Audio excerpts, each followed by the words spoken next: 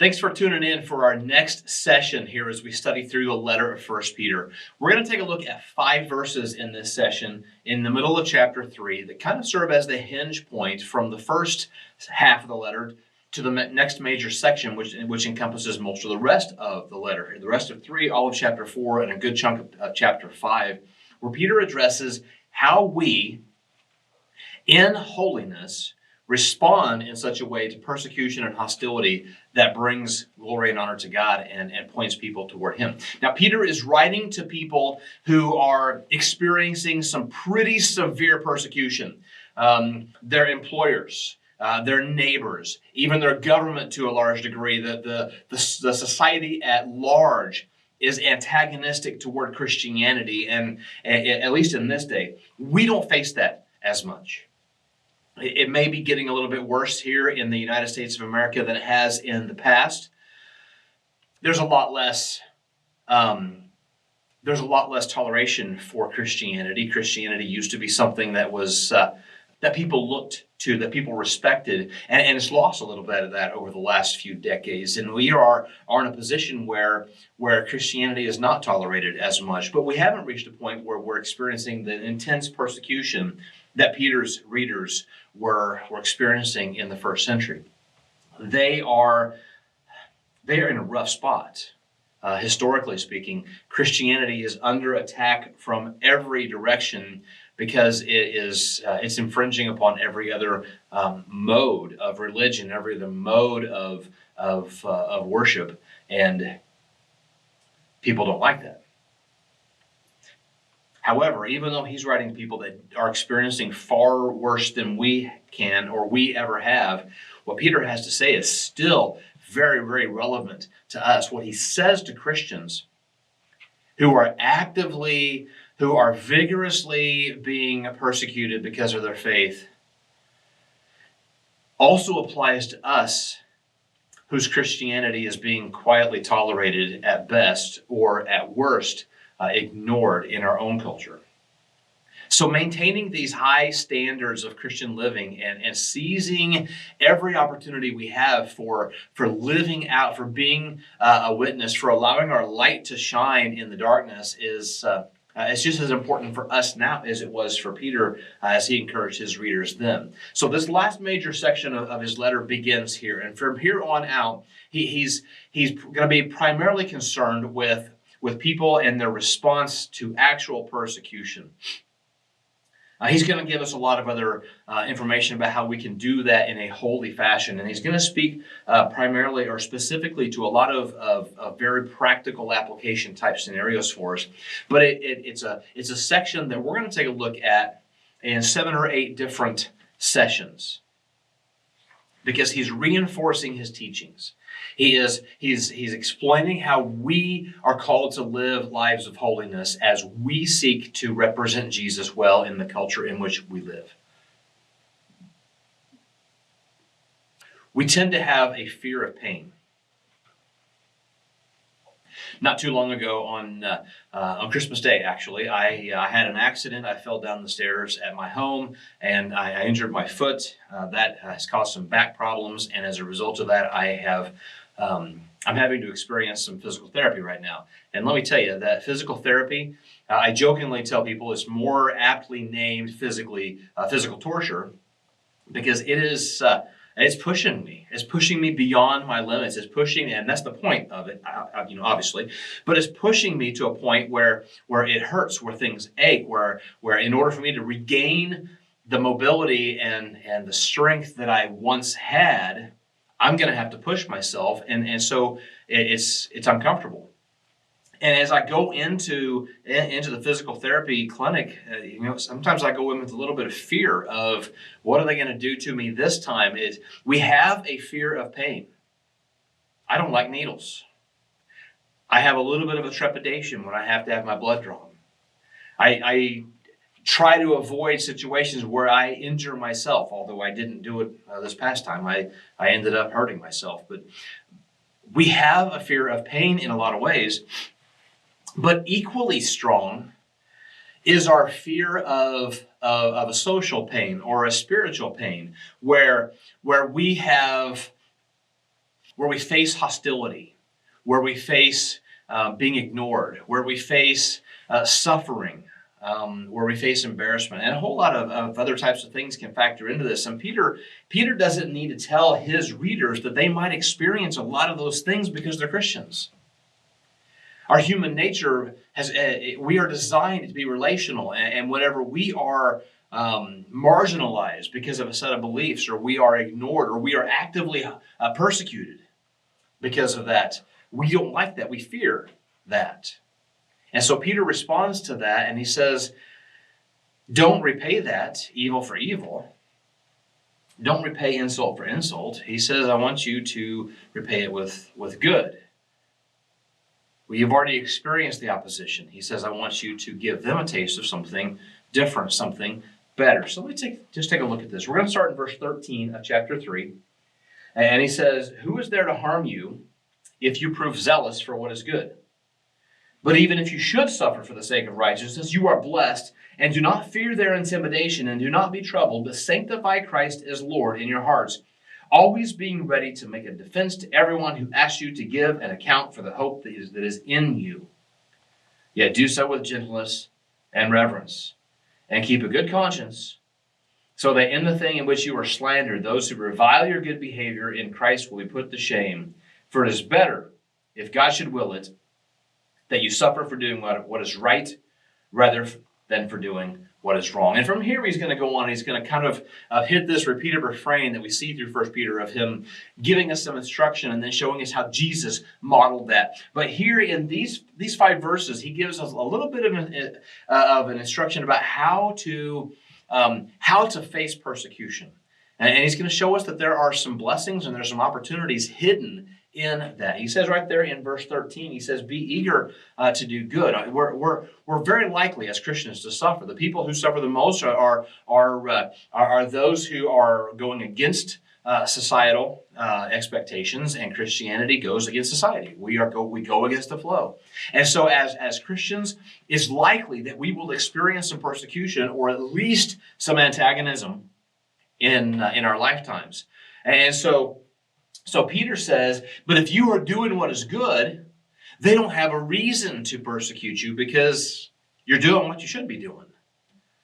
You know, if we were breaking the law, or if we were doing things that were inappropriate, then we could expect to be punished for those. But he says, who's going to be harming you if you are proving zealous for doing the right thing all the time? And so he says, be eager, always seek the good opportunities to do what is good, to do what is right. And that kind of a lifestyle is going to display Jesus very, very clearly to people who are watching. That's critical. And it's gonna be kind of a contrast to the pagan situations that many of these believers find themselves in.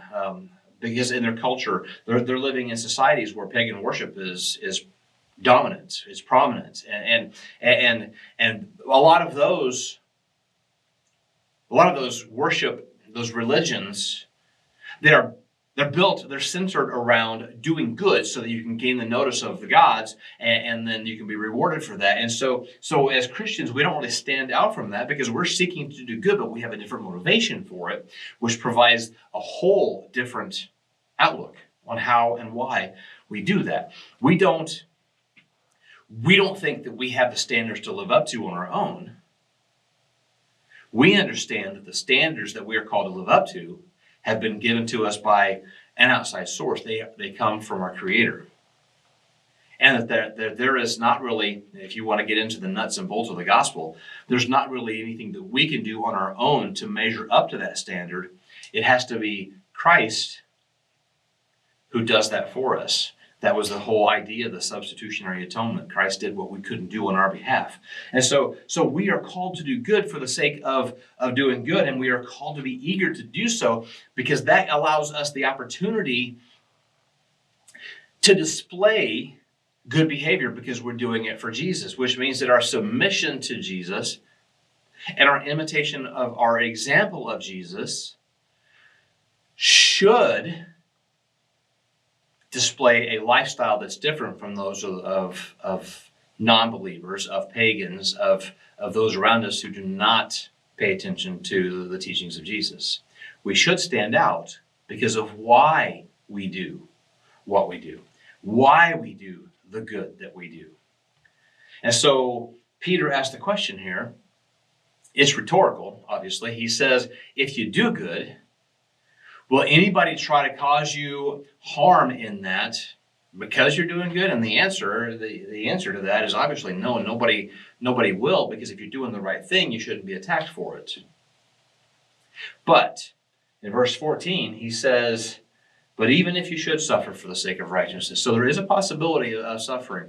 And Jesus tells us in other places that as we progress closer and closer to the end times, that suffering for righteousness' sake will increase, and there will come a time where people consider evil good and good evil. And so Peter has given us the general rule of what we do that is good shouldn't be a cause for persecution or for suffering. He's going to tell us here that sometimes that does happen. And when it does, he says we have a model to follow. We have an example to follow. We can claim that we are just following the example of Jesus, and we are resting on his work on our behalf. I mean, think about the Sermon on the Mount in Matthew chapter 5, when Jesus says, blessed are those who are persecuted because of righteousness' sake. That's a promise that we can stand on. If we suffer, if we receive persecution because we're Christians, then God blesses that because we're standing firm, we're holding on, we're keeping our focus on Jesus where it needs to be. And what Peter says here, and he's going to come back to this here in the next chapter, is that this idea of we have the ability to do this and to succeed at it, not because of anything within ourselves, but because we have the Spirit of Christ living in us. We have the help of a holy God to live holy lives, even in the face of persecution. And so he says in verses 14 and 15, he says that we don't have to be afraid. We can be fortified by that promise. We can take a positive attitude toward this, even difficult circumstances, because of the fact that we have Jesus. Regardless of how bad it might be, we have Jesus. And so instead of being dominated by our fear, our minds can be dominated by Christ. We can set him apart in our lives, and we can make sure that we are living lives of obedience to him that allows us to follow his example, and it gives us the motivation for how we live in this world. Because Jesus Christ is in my life should reflect that in the way that I act, in the things that I do, in the places that I go, in the words that I say, in the friendships that I build, in everything about my life. Jesus should be clearly demonstrated. But just to have him visible in my life is not, honestly, enough. Because here's my favorite part of this entire chapter. Look at verses 15 and 16. He says, but sanctify Christ as Lord in your hearts, always being ready to make a defense to everyone who asks you to give an account for the hope that is in you, and do so with gentleness and reverence or respect. Now, there's an old quote that's attributed to Augustine maybe it's not, maybe it's St. Francis. I can't remember who it's attributed to, but it says, use the gospel, preach the gospel at all times, and if necessary, use words. I don't know that might be kind of an urban legend that it was given to St. Francis of Assisi. That's who it was attributed to. That might not have been something he actually said, but the principle is good. We are called to preach the gospel at all times, and if necessary, we are to use our words. And I'll take that one step further. According to what Peter says here, we are to be ready to use our words immediately. We are to be ready to speak the truth of the gospel and what it means to us and what Jesus has done for us. And we are to do so at a moment's notice. He says, always be ready. Always be ready to bear witness. This inner motive of being obedient to Jesus, of allowing him to infiltrate every area of my life, should give me the opportunity and the expectation and the desire to share that every chance I get. And that's critical. That is critical. Because people are looking. People are watching. People see how I claim to live, and they want to know if I'm going to stand up to it. And a lot of times, they're going to get in my face whenever I fail. And they're going to say, I knew you couldn't do it. And that's probably the most important time that we live ready to explain this, where we say, you know what, yeah, okay, I did mess up. And I'm going to own that, and I'm going to repent from that, and I'm going to try to do better, and I apologize for that. And sometimes how we respond to our own failures is the best example of how we can be ready to share Jesus with others. That is critically important. But then he says to do so with gentleness and respect. We have a reason for hope, and we have a reason to share that hope, and we should be ready and willing to grab any and every opportunity to do so whenever those opportunities show themselves. But it's also fair to add that if I'm not ready in my own mind to be able to share that when those opportunities come, I'm going to miss them. So we have to be pre-planned ahead of time. We have to understand that this is something he has called us to be ready to do, which means I've got to think it through. I'm going to have to figure out what I would say in a given situation. My dad used to tell me all the time when I was a kid to make the hard decisions. He was talking about temptation. He was talking about sin, but I think it applies here as well, the principle anyway. But he would tell me, make sure that you already make the decision not to give in to a temptation when you find yourself in fill-in-the-blank situation. When I got my first girlfriend and we started dating, my dad would always tell me, you're going to be tempted to do things that you shouldn't do, that you know that the Bible tells you not to do. And he says, you need to make the decision now about what you will do when you find yourself in those situations. So that when you're in the situation, in the heat of the moment, you don't have to worry about trying to figure out what decision to make. You've already done it. And you lean on it. The same thing is true with what he's saying right here. We need to be ready. We need to already have thought through about how we can tell about what Jesus has done for us, so that when those opportunities arise, we don't have to figure out and try to think about, what am I supposed to say? I don't know what to do. What am I supposed to? We're ready. And we jump right in and we share what Jesus has done for us. Yeah, he gives a little bit of a disclaimer or an addition here. He says to do so with gentleness and respect. Especially in the face of persecution. Especially in the face of persecution. We are going to face situations where people are antagonistic toward our faith. And when we respond in a manner differently than what they are, that shows them a little bit about who we are and who we serve. Obviously, the aim of this, the intention of all of this, is to be evangelistic, to share Jesus with those who might need to hear him. But it's also a growth opportunity for people. It's also an opportunity for us to display our motives, our behaviors, and that in turn encourages other people to stand as well. To do so in a gentle way, to do so in a respectful way, to do so in a way that doesn't stoop to the level of those who are attacking us, but keeps our integrity. That is what is honoring and pleasing to Jesus.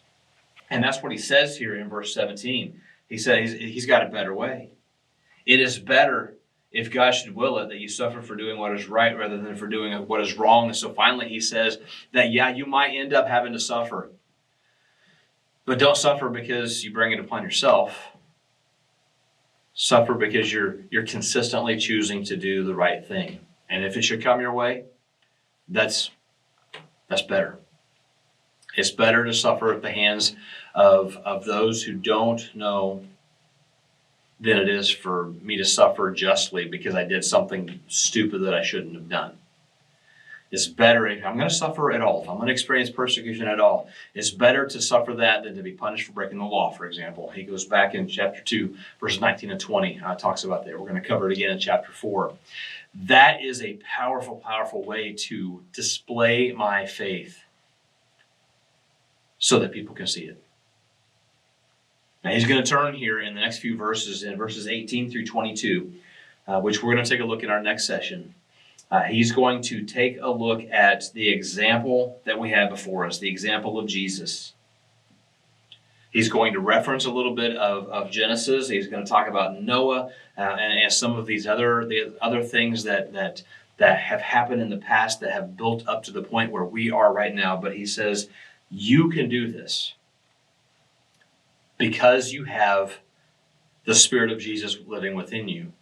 And the Spirit of Jesus living within you is strong because Christ has already gained the victory. He's already defeated the enemy. Yeah, we live in a fallen world for a time. But because of what Jesus did, we can live these lives that he has called us to. And that's what I encourage you to do this week, in the next days ahead of us, as you seek to always be ready to share an answer for those who are asking questions about why you believe, what you believe, why you believe that Jesus is who he says he is, why you believe in what he accomplished on my behalf, on your behalf, so that possibly they can come to understand that and respond as well. What I would encourage you to do is to grab a piece of paper, a little notebook, something, and start jotting down, as you think of them, the things that God has done in your life that have caused you to respond in a way that gives him glory and honor. What has he done for you? How has he acted in your life? I mean, obviously the big one would be your salvation if you are a Christian, but there's other things that he has done. Think John chapter 9. Go read that chapter sometime this week and think about that blind man. The Pharisees, the Sanhedrin came to him and said, Jesus healed you. Why would he do that? Why would he do that? Who is he and who are you and why would he do that for you? And the formerly blind man said, I don't know who he is. I don't know why he did what he did. All I know is once I was blind and now I'm not. What has God done in your life that you can use? And jot those things down, and those will help you as you think through them to be ready to respond when people ask you, why do you go to church? Why do you believe in Jesus? Why do you do this? You'll be ready to respond. I encourage you to do that. Take some time to think it through. And in the meantime, be praying for you, be praying for one another, encourage those around you, and hang in there. Stay strong. We will see you soon.